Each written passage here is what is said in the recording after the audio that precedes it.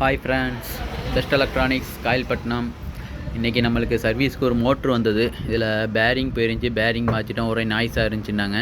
இப்போ நல்லா இருக்குது, பேரிங் மாற்றி ரெடி பண்ணியாச்சு. நம்ம வந்து டிசி மோட்ரு ஐபிஎம் மோட்ருக்கும் பேரிங் மாற்றுவோம். அது கொஞ்சம் ஓப்பன் பண்ணும்போது ஐபிஎம் பிஞ்சிட்டு வந்துடும் சில நேரம். அதனால் கொஞ்சம் கேர்ஃபுல்லாக பண்ணணும். அதுவும் செஞ்சு கொடுக்க தான் செய்கிறோம். அப்புறம் அந்த ஒரு கேரியர் போர்டு ஒன்று சர்வீஸ் வந்தது.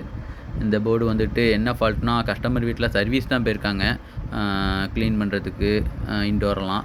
அங்கே ரன்னிங்கில் இருந்த போர்டு வந்து இவங்க எல்லாம் க்ளீன் பண்ணிட்டு மாட்டும் போது மறுபடியும் ஆன் ஆகலை. அதில் கொஞ்சம் வாட்ரு பட்டிருக்கும் போல் தண்ணி. அதை வந்து அவங்க கேர்லெஸ்ஸாக கவனிக்காமல் ஆன் பண்ணிட்டாங்க. அதனால் மோட்ருக்குள்ளே ஷார்ட் ஆகி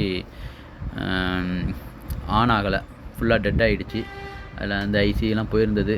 ஐசி வந்து இப்போ கஸ்டமர் எனக்கு ரன் ஆகிட்டு இருந்துச்சு, எனக்கு உடனே எனக்கு முடிச்சு கொடுங்க, ஏன் ஓடலை, நல்லா தானே இருந்துச்சுன்னு சொல்லி அவங்கள ப்ரெஷர் பண்ண ஆரம்பிச்சிட்டாங்க. நம்மள்கிட்ட ஸ்பேர் இல்லை. அதுக்கப்புறம் நம்மளுக்கு தெரிஞ்ச ஒரு ஏசி மெக்கானிக்கிட்ட போய் கேட்டேன். உடனே நம்மளுக்கு கொஞ்சம் போர்டெலாம் கொடுத்தாங்க.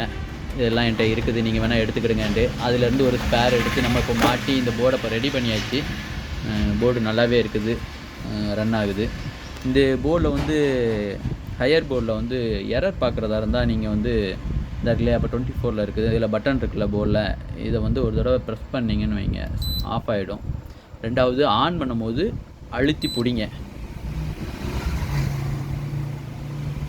இது ஒரு பீப் சவுண்ட் கேட்குதுங்களா, இதுக்கு அடுத்து ஒரு பீப் சவுண்டு கேட்கும்.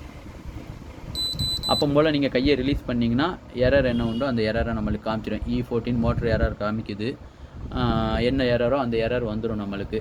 இப்படி தான் இந்த போர்டுக்கு வந்து எரர் செக் பண்ணணும். Okay, thank you friends.